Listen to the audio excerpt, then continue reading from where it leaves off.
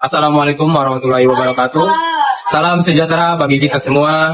Yang saya hormati Bapak, Ibu guru, dosen, dan para mahasiswa sekalian.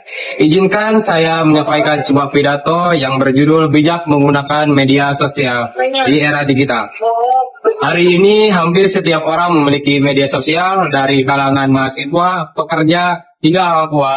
Bahkan Indonesia termasuk negara dengan pengguna media sosial terbesar di dunia. Menurut laporan Data Reporter tahun 2025, terdapat 143 juta pengguna media sosial aktif di Indonesia. Dan angka itu terus meningkat setiap tahunnya. Sementara itu, rata-rata orang Indonesia menghabiskan lebih dari 7 jam per hari untuk aktivitas digital. Data tersebut menunjukkan betapa besar pengaruh media sosial dalam kehidupan kita sehari-hari. Namun, besarnya penggunaan ini bukan hanya membawa manfaat, tetapi juga tantangan.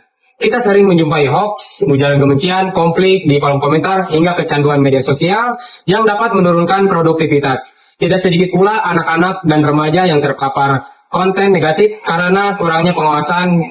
Bahkan pemerintah Indonesia sedang merancang regulasi batas usia minimum pengguna media sosial untuk melindungi generasi muda dari resiko digital. Itu yang kita butuhkan hari ini, bukan sekedar kemampuan menggunakan media sosial, tetapi kebijaksanaan dalam menggunakannya.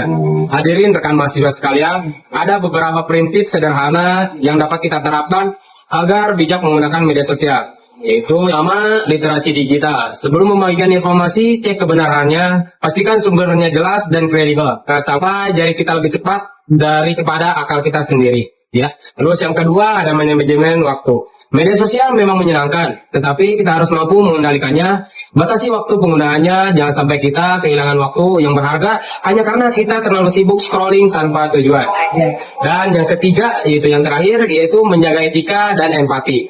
Apa yang kita tulis mencerminkan siapa kita. Sharing sebelum share, pikirkan sebelum mengetik, jangan menyebarkan kebencian atau menghina orang lain.